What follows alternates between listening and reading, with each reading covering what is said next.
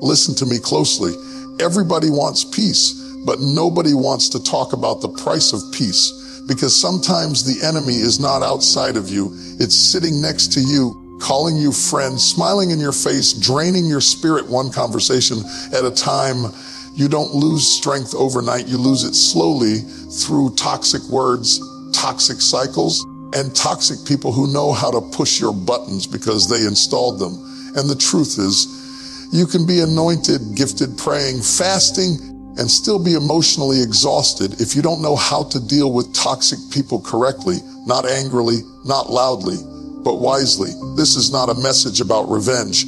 This is not about fighting back. This is about protecting your peace, preserving your purpose, and keeping your power. Because hear me, everybody who has access to you does not deserve influence over you. And if you don't learn how to deal with toxic people, they will delay your destiny while smiling at you the whole time. Today, I'm going to show you 7 clever ways, not emotional ways, not reckless ways, but wise ways to deal with toxic people without losing your character, your calling, or your peace. If you're ready to stop bleeding in places you should be building, say, I'm ready. Some people don't show up toxic on day one. They show up charming. They show up helpful. They show up sounding like they care. And that's why the danger isn't always the person. It's the pattern. Because toxicity is not revealed in a single moment. It's revealed in repetition. It's revealed in cycles that leave you confused, drained, second guessing yourself, and wondering why every interaction costs you peace. If you keep waiting for a dramatic sign, you'll miss the quiet warnings. The real clue is not what they say once, but what they do consistently. Patterns tell the truth when personalities lie. Anyone can apologize once. Anyone can be kind when it benefits them. Anyone can behave when they need something from you. But when you notice that every conversation turns negative, every victory you have is minimized, every boundary you set is challenged, and every disagreement somehow becomes your fault, you are no longer dealing with an accident. You are dealing with a design. And when something repeats, it's not a mistake, it's a message. Some of us keep people in our lives because we're attached to who they were in the beginning. But hear me, the beginning is not the standard. The pattern is. You can't build a healthy future using expired behavior from the past. If someone constantly drains you, confuses you, or pulls you into unnecessary drama, that is information. And wisdom doesn't ignore information just because it hurts your feelings. Recognizing the pattern means you stop romanticizing potential and start respecting reality. It means you stop saying they're just having a bad day when it's been a bad year. It means you stop calling it loyalty when it's really endurance. God never asked you to be loyal to dysfunction. He asked you to be faithful to purpose. And anything that repeatedly pulls you away from peace, clarity, and growth is not aligned with where you're going. When you recognize the pattern, something shifts inside of you. You stop reacting emotionally and start responding intelligently. You stop arguing with what you already understand. You stop trying to change people who are comfortable staying the same. And most importantly, you stop blaming yourself for what was never your responsibility to fix. The moment you see the pattern clearly, the power changes hands. Because now you're no longer confused, you're informed. And when you're informed, you can make decisions that protect your spirit, your future, and your calling. Some people are not confused about you. They are committed to misunderstanding you. And the mistake we make is thinking that if we just explain ourselves one more time, use softer words, give more details, or show more proof, they will finally see our heart. But hear me clearly, explanation is only effective when the listener is honest. When someone has already decided the story they want to believe about you, no amount of clarity will change their conclusion. You can explain your intentions perfectly and still be misquoted. You can speak calmly and still be accused of being defensive. You can tell the truth and still be painted as the villain. That's because toxic people don't listen to understand. They listen to respond, control, or twist. And every time you explain yourself to someone like that, you are not gaining peace, you are handing over power. There comes a point where explanation becomes self-betrayal. You keep talking, hoping to be understood, while they keep listening, looking for ammunition. And the more you talk, the more exhausted you become, because you are trying to win a trial where the verdict was decided before you walked into the room. That's not communication. That's emotional labor with no return. Wisdom teaches you when to speak and when to stop. Silence is not weakness when it's intentional. Silence is clarity. Silence says, I know who I am, and I don't need your permission to be at peace. When you stop explaining yourself to people who are determined to misunderstand you, you reclaim your time, your energy, and your dignity. You stop performing for approval and start standing in truth. Some of us were raised to believe that if someone is upset, we must fix it. But you are not responsible for managing someone else's distorted perception of you. If a person only hears you through their wounds, their jealousy, or their insecurity, that is not your assignment to heal. You can be clear without being loud. You can be firm without being cruel. And sometimes the most powerful statement you can make is no statement at all.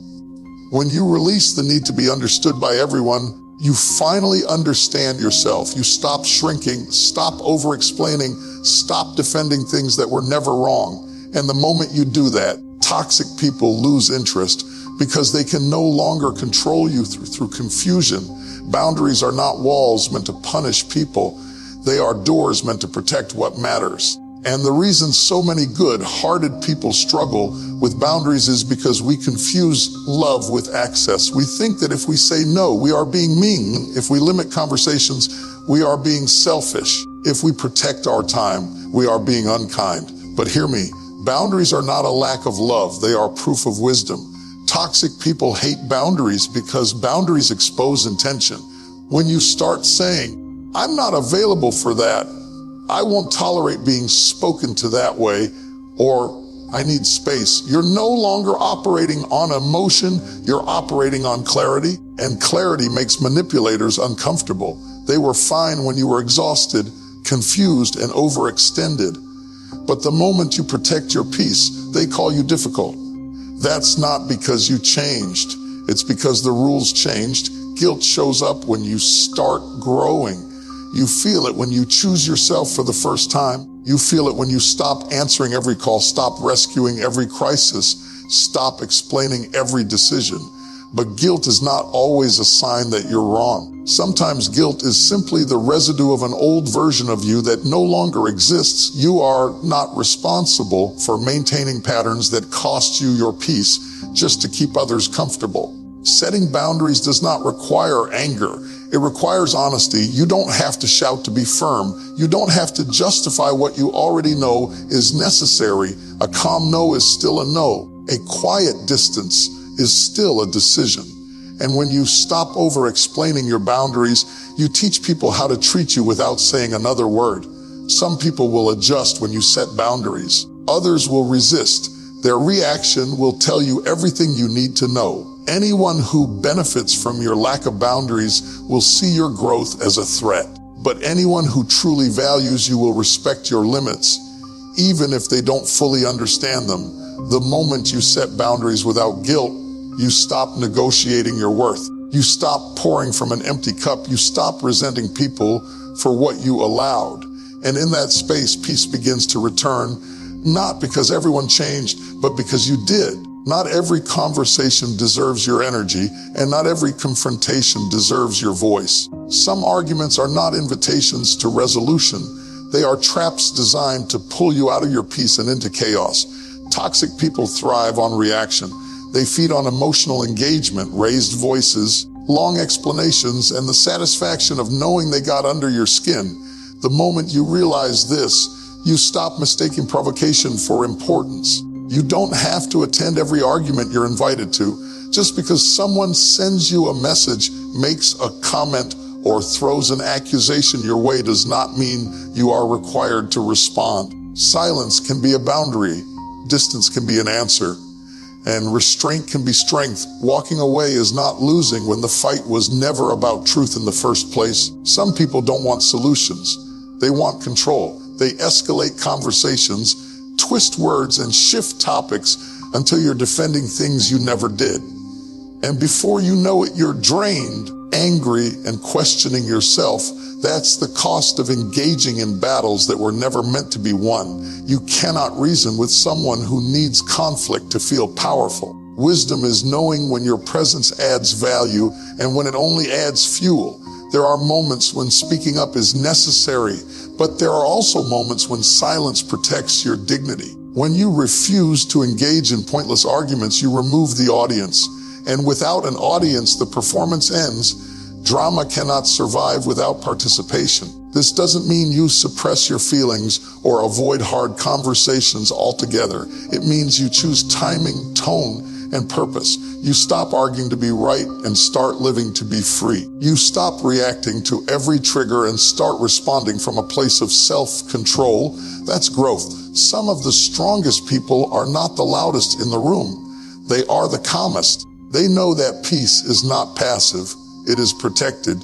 When you stop showing up to every argument, you create space for clarity. You preserve your emotional health. You conserve your strength for battles that actually matter. And when toxic people realize they can no longer provoke you, they either change their approach or remove themselves. Either way, you win, because your silence was not weakness, it was wisdom. Most people don't respond from wisdom. They respond from wounds. And if you're not careful, you'll let someone else's pain pull you into a version of yourself you worked hard to heal. Toxic people know how to press old buttons, reopen old scars, and drag you into emotional reactions that don't reflect who you are anymore. That's why how you respond matters more than what they did. When you respond from a wound, you speak from hurt, anger, or fear. Your tone changes, your words sharpen, your peace disappears. And suddenly the situation is no longer about what happened, it's about how you reacted. Toxic people count on this. They want you emotional because emotion clouds judgment. But wisdom pauses, wisdom breathes, wisdom chooses restraint over release. Responding with wisdom does not mean you ignore disrespect. It means you address it without becoming it. You don't mirror their behavior. You don't trade dignity for dominance. You don't lower your standard just to prove a point. Instead, you speak with clarity, calm, and control. And sometimes the wisest response isn't a speech, it's a boundary, a delay, or a decision to disengage. There is power in measured words. A short, calm response often carries more authority than a long emotional explanation. When you stay composed, you shift the dynamic. You refuse to let someone else dictate your emotional temperature. And that kind of self-mastery frustrates manipulators because they lose their leverage. Wisdom also knows when not to respond at all. Not every comment deserves correction. Not every lie deserves defense. Not every insult deserves acknowledgement. When you respond to everything, you make everything important, even things that were meant to distract you. Silence, when chosen wisely, can speak louder than words ever could. The goal is not to win the exchange, it's to protect your spirit. Every wise response asks one question before speaking: will this bring peace or prolong chaos? And when peace is the priority, your reactions change. You stop reacting impulsively and start responding intentionally. When you respond with wisdom instead of wounds, you grow, you mature. You heal out loud without making noise. And in doing so, you break cycles that once controlled you. That's not weakness, that's power under control. Access is powerful. Who you allow close to you determines how much influence they have over your emotions, your decisions, and your direction. And the mistake many people make is waiting until they are completely disrespected, betrayed, or burned out before they start limiting access. By then, resentment has already taken root. Wisdom doesn't wait for devastation. It acts at discomfort. Limiting access is not about cutting everyone off. It's about protecting yourself from being slowly eroded. Toxic people don't always cross lines loudly. Sometimes they do it subtly with small comments, passive aggression, constant negativity, or quiet manipulation. And if you ignore those signs, you train yourself to tolerate what you shouldn't. Over time, tolerance turns into self-disrespect. When you limit access early, you preserve your self-respect. You don't wait until anger speaks for you. You don't explode after months of silence. You calmly adjust availability, emotional openness, and proximity. You stop giving full access to people who have shown they cannot handle it responsibly. And that decision doesn't require an announcement. It requires consistency. Some people are fine in small doses. They can exist in your life without being in your inner circle. Not everyone needs a front row seat to your life. When you give everyone the same level of access, you devalue discernment. Wisdom assigns seats based on behavior, not history. Limiting access also protects you from becoming someone you don't like. When disrespect goes unchecked, frustration builds. And eventually, you may say or do things that don't align with your character. Setting limits early keeps you from reacting later. It keeps you calm, clear, and grounded. People who benefited from unlimited access may resist the change. They may accuse you of being distant, cold, or changed. But change is the point. Growth requires adjustment. Anyone who truly respects you will adapt. Anyone who doesn't will reveal why access needed to be limited in the first place. When you limit access before you lose respect for yourself, you stay in control of your peace. You choose self-honor over silent suffering. And in that space, relationships either improve through respect or fade through resistance. Either way, you walk forward without regret, knowing you protected your worth before it cost you your identity. There comes a moment in maturity when you realize that being right is expensive. It costs time, it costs energy, it costs peace. And sometimes the price of proving your point is far greater than the value of the point itself. Toxic people thrive on debate, not because they want truth, but because they want dominance. They want you pulled into endless back and forth, defending yourself while they drain you emotionally. And wisdom steps in and asks, is this worth my peace? Choosing peace doesn't mean you're wrong. It means you're done explaining, done defending, done trying to get validation from someone who benefits from your frustration. Peace is not passive surrender. It's an active decision to protect your inner world. It's understanding that clarity does not always require agreement. You can be clear and still walk away. Some battles are designed to distract you. You think you're fighting for understanding, but you're actually fighting for your focus. And while you're busy proving a point, life is passing you by. Growth is happening without you. Healing is delayed. Peace is postponed. All because you're trying to win an argument with someone who will never admit they're wrong. When you choose peace, you reclaim your power. You stop handing emotional control to people who misuse it. You stop letting disrespect rent space in your mind. You learn that silence can be a conclusion. Distance can be closure. And walking away can be the loudest statement you ever make. Peace also sharpens discernment. You begin to recognize when conversations are productive and when they're poisonous. You stop mistaking tension for passion and chaos for honesty. You realize that a calm life is not boring, it's healthy.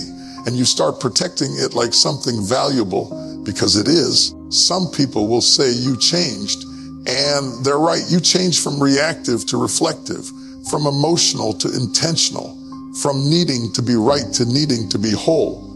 And that change is not something to apologize for. When you choose peace over proving your point, you don't lose your voice, you refine it. You speak when it matters. You stay silent when it doesn't. And in doing so, you move forward lighter, freer, and no longer entangled in battles that were never meant to be won. Let me leave you with this. You don't owe everyone access, explanations, reactions, or emotional labor. You owe yourself peace. You've spent too long trying to survive environments that were slowly suffocating your spirit. Too long explaining yourself to people who never intended to understand you. Too long fighting battles that never moved you forward. And the reason you're tired is not because you're weak. It's because you've been strong in places you were never meant to stay. Hear me, growth will offend people who benefited from your silence, your overgiving, and your lack of boundaries. But that offense is not your burden to carry. You were never called to be available to dysfunction. You were called to be faithful to your future. When you walk away from toxicity, you're not walking away from love. You're walking toward wholeness. You're choosing clarity over chaos, wisdom over wounds, peace over pride. And that decision will cost you some relationships, but it will save your soul. Let them misunderstand you. Let them talk. Let them watch you change. Because the people who are meant to walk with you will never require you to betray yourself to stay connected. Today, you make a quiet decision that will echo loudly in your life. You stop negotiating your worth. You stop shrinking your voice. You stop bleeding in places you were meant to bloom. And when you leave here, you don't leave angry. You leave empowered. You don't leave reactive. You leave resolved. You don't leave fighting people. You leave fighting for your peace. Because the greatest flex is not proving them wrong. It's living free.